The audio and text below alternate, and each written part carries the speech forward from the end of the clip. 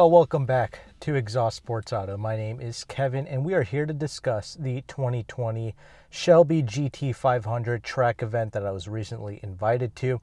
And I'm doing it this style because, well, when I was at the event, there wasn't really much time, or it wasn't really the type of event where I can really set up my cameras and get real decent quality shots. So most of it was done on my phone. I apologize, and I couldn't get a lot of the track driving or the drag strip stuff because I didn't really want you loading up the vehicle with cameras and distractions. So we had to abide by that, and it just is what it is. But at least I drove the car and I can tell you what it was all about because, well, it's a 2020 GT500. I was able to drive it on a track, do a little drag strip run, and we got a little history lesson tour on Shelby as a whole and how the vehicle was produced, and a lot of the engineers and a lot of representatives from different companies like Tremec, the transmission, the Recaro, a representative from Recaro was there, Brembo, all these people were there, so it's pretty immersive in that regards. Ford Performance, they really went all out with this, so for such a small little event, they had a lot of good things going on. So I'm going to be here to talk about all of those things. Now, let's just get right into the meat and potatoes of it. First of all, I'll start out with the track event first. So this is all done at Charlotte Motor Speedway. They have a little road course there. Honestly, this road course, I don't even think is really suited for this vehicle. It's more so for like a Miata or something. I don't know. It's like more of a tight technical course. I don't have much track driving experience. I'm very much a novice. It's like my second or third time on a track. So, I don't really know much, but here's what's amazing about this Shelby GT500. This is the most accessible near 800 horsepower that a normal human being could ever experience. This car was non-intimidating. Your mother can get in it and drive it and not be scared of this thing. It is just, you remove the sound effects, all that stuff.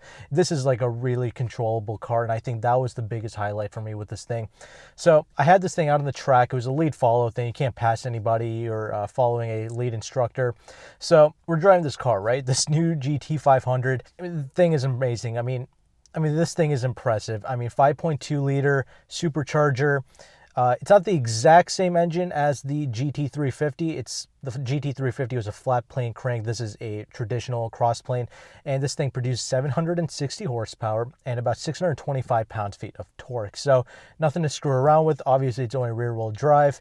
All the models I drove did not have the carbon fiber wheels on it. I only drove the standard cars with the, it was like the $74,000 car with the kind of Michelin Pilot 4S tires and not the Cup 2 tires. So there's that. And when we drove it on the road course or like the track, it was a pretty cold day. It was like 45 degrees outside.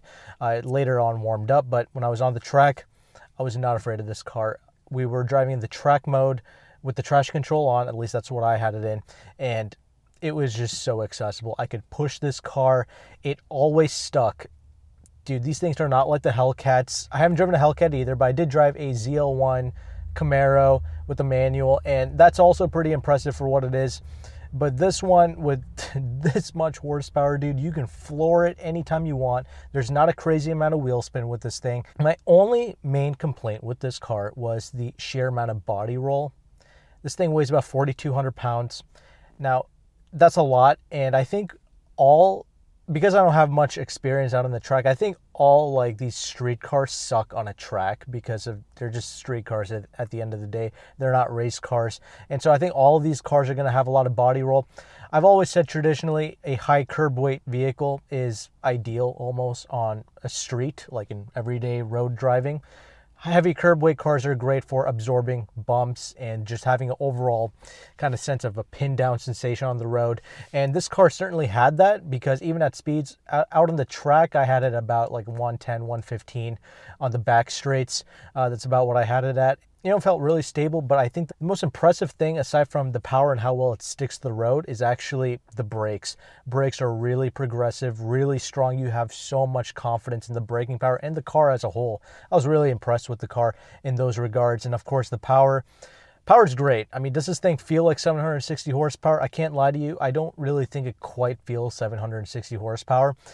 It does a great job masking that performance from you to the point where you're just focused on the drive. And the chassis is good, but like I mentioned, there's roll because of the high curb weight, but usually cars with a good chassis do kind of hide the speed from you, and this car kind of did that, but I guess because of sheer weight, I still felt that. So that was my only gripe with the car, but despite the weight, The braking performance was phenomenal. This car is easily overkill for the road. I mean, you are doing yourself a huge injustice if you buy this car and you're not, at least to the bare minimum, taking this thing to like a drag strip. But you can also take this out on the road course as well.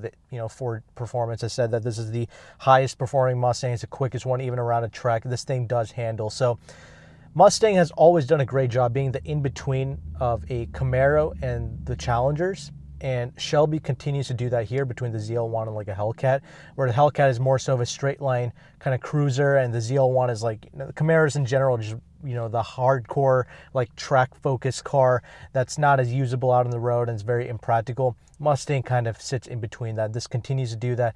This might not be quite as sharp as a Camaro ZL1, and it might not be quite as comfy or spacious as like a Hellcat, but it does kind of both worlds really well, and you can honestly use it out on the track as well. So that's great. I will say I haven't driven the $18,000 option with the carbon fiber wheels on it, but I felt the carbon fiber wheel. It was stupid light, and I've heard it does make a difference. If you're going to track it, it makes a huge difference. I mean, like the steering input is like pretty much non-existent. Basically, it's so easy to whip, and actually the steering itself is an electric steering rack, of course, and it is very easy to operate. Feels very natural, and I do like it a lot. So there's that. But yeah, if you're tracking it, man, it's just 18 grand. It's a lot of money. It turns this $74,000 car into like a $100,000 car, so that kind of sucks. I would say get the handling package. That kind of helps. That's about $1,500. That would be the only option I get with the vehicle. I wouldn't even bother getting the interior crap, the Bang & Olufsen. That's usually a joke in these Ford cars. So get this regular car with the handling package, and for less than $80,000, man, that's one hell of a car. This is literally a supercar you can honestly put on your driveway. It's not some ridiculous $400,000 Ferrari that you just jerk off to and that's it. This is, you go to a Ford dealership, you apply for a loan, you can actually get this car. I will say, though, even though I haven't driven it, dude, the GT350, that's really the honey in the lineup. Obviously, they're not going to make that car anymore, but that's really amazing. But for $50,000 to $60,000, definitely the GT350, that's where I would lean. But if you want that horsepower and you want that accessible horsepower, the Shelby, you can't really go wrong with it, man.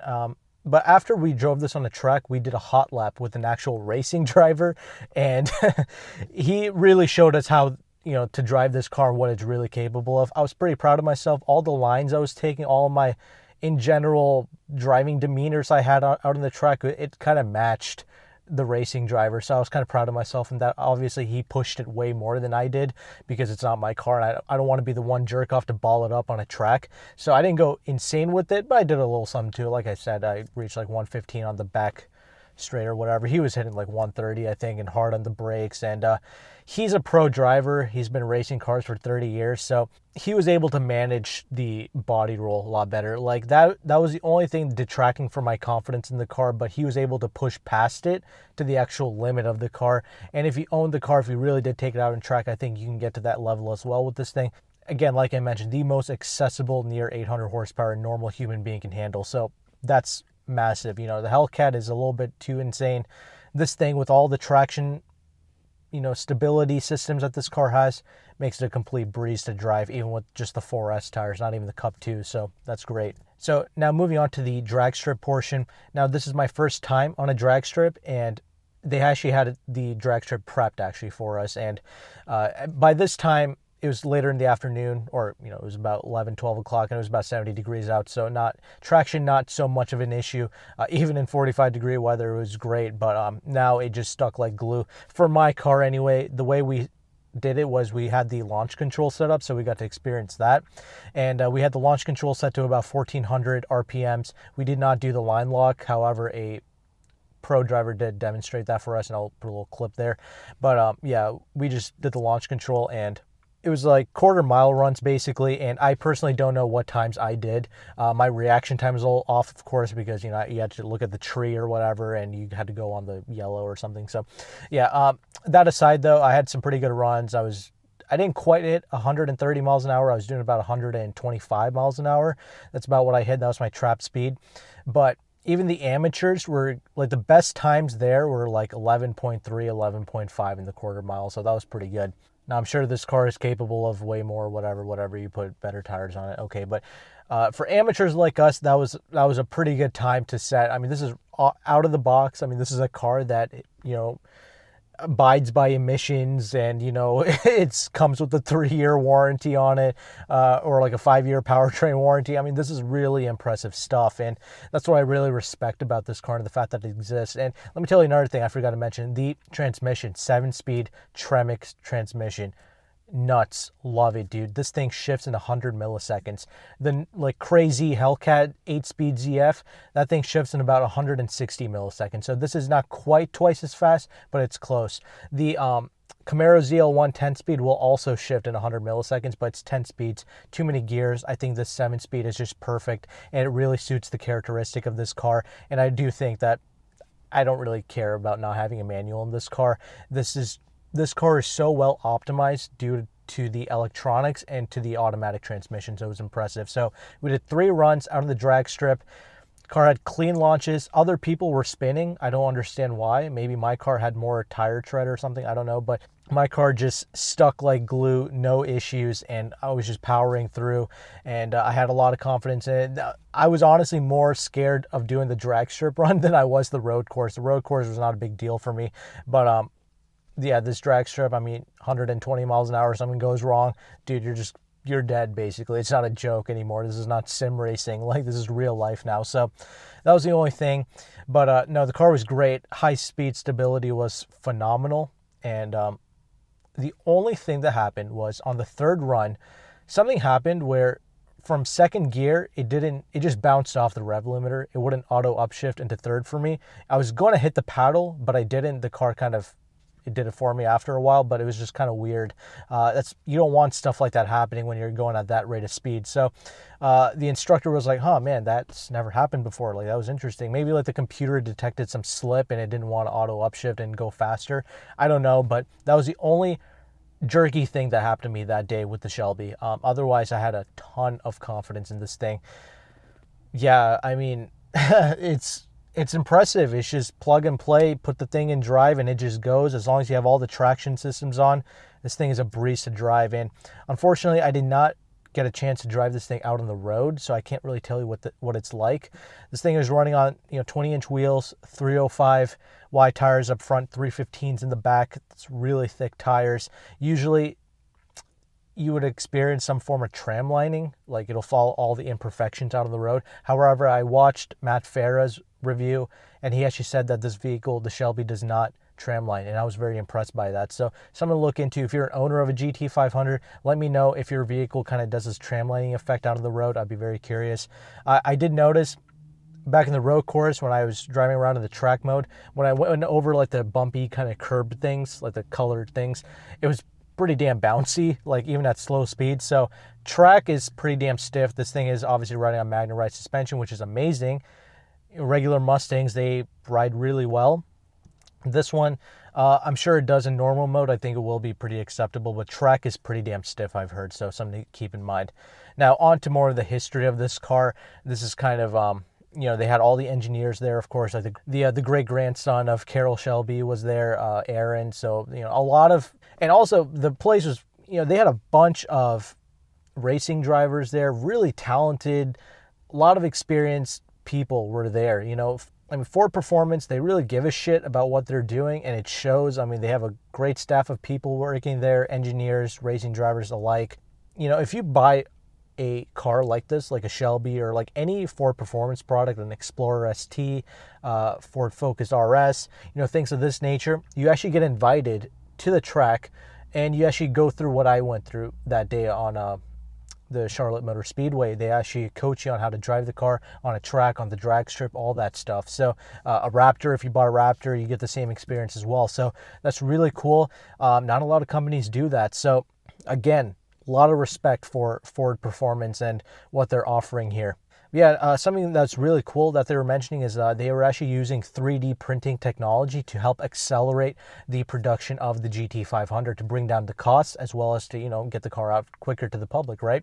So what they would do is they would run the GT500 prototypes on a track, and then they would be like, oh, like the side or like the front splitter needs like 0.5 millimeters more, whatever angle on it or something. They'll immediately on the track, they'll just print out a new splitter, put it on, test it, and then move on. And then, okay, that's perfect. So then they keep that on the prototype, and then they move forward developing the car. So that's great, and that's why all the aero bits on it, like the front mouth on it, everything is just programmed to optimize the GT500 on a track. And you know, you have two choices of a spoiler in the back, one that produces like 200 pounds of downforce in the rear, or like 500 pounds of downforce in the rear, and you feel the car like hunkering down in the corners to kind of give the car some more squat, so you have more grip in the rear to go through the corners. It's impressive technology, I'll give it that. It is definitely a very cool machine, easily a supercar in my opinion. You know, the brakes are like over 16 inches in the front, monster Brembo brakes. You know, Brembo and Ford have been working together for over like 20 years. They're saying like the 16-inch Brembos on this thing are bigger than the original 1967 GT500 wheels as a whole. You know, it's pretty crazy. So the car's a monster. And what's my kind of final concluding thoughts on the Shelby GT500? If you want it, go get it, man. I mean, for the price, for 74 grand, I would skip the carbon wheels, especially if you're not going to be tracking it. Even if you are tracking it, dude, I just don't think it's necessary. I know it makes a difference, but man, it's a lot of money. If you can't afford it, don't worry about it. For 74 grand, you're getting a lot of car for the money. I mean, cars like this have way more charisma than like the C8 Corvettes or any of that stuff. This is just, man, it's a lot of fun, but I think a Hellcat has a lot more character to it, simply because you hear the supercharging sound. On the GT500, you don't hear the the supercharger, but the car is stupid loud. We have different modes on it, of course, but the track mode is stupid loud. And it's like a naturally aspirated car. I mean, this thing is a high revving motor. I mean, it's like 7,500 RPM, more than the LC500, which is like 7,400 RPMs. So that's impressive. Not as much as the GT350 with its naturally aspirated motor, but this is still high revving car, and it's just stuff like this is not going to exist for much longer. So, you know, you're not going wrong with any of these cars, like the Camaro ZL1, the Hellcat, the GT500. They're all impressive in its own ways, but I think the Shelby once again kind of strikes the great kind of balance in between. Besides the body roll, I think it grips really well. You have a lot of confidence in it, but the most important thing is it's going to be the most accessible high horsepower car you can get into. You don't feel like you're going to kill yourself. Oh, and I'll mention this other thing. It's not like the regular Mustang GT. Out of the box, the Shelby GT500, you know what the car is doing. You're confident in the car. It communicates with you. You know exactly what's going on with the vehicle. With a regular Mustang GT or like an EcoBoost Mustang, you have no idea what the car is doing. It definitely, when you buy a Mustang, you got to upgrade the bushings on it. That's what the owner told me, and it improves the confidence and the communication with the car a lot more. Shelby doesn't need any of that. Out of the box, it's great. You can just drive it, get in it, have fun. So I appreciate Shelby or Ford Performance for inviting me out to this event. It was a cool experience. You know, it's always great to have more track driving experience, more time in the drag strip. It's always great fun. So I appreciate that. And it's a great car. It's a product that they should be proud of. So yeah, let me know your thoughts. If you're an owner, please let me know how it's holding up for you, and if you enjoy it, and if you've tried the other high horsepower cars, how you kind of relate with it. But yeah, thank you again for watching this video. Take care and goodbye.